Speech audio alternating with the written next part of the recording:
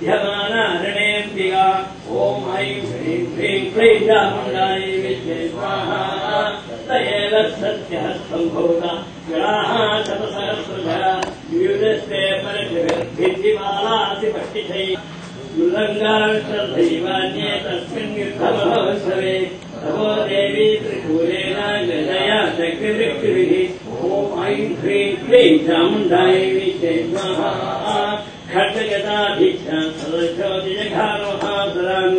पादयामास जीवान्यान् खण्डासुरविमोहिनान् ॐ ऐं ह्रीं ह्रीं क्लीं चामुण्डायै सर्वभूतेषु विष्णुमायै नमस्तस्यै नमस्तस्यै नमस्तस्यै नमो नमः या देवी सर्वभूतेषु चेदनेत्यभिधीयते नमस्तस्यै नमस्तस्यै नमस्तस्यै नमो नमः या देवी सर्वभूतेषु ॐ ऐं ह्रीं ह्रीं क्लीं चामुण्डायै विद्ये स्वाहा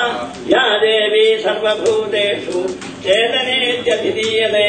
नमस्तस्यै नमस्तस्यै नमस्तस्यै नमो नमः ॐ ऐं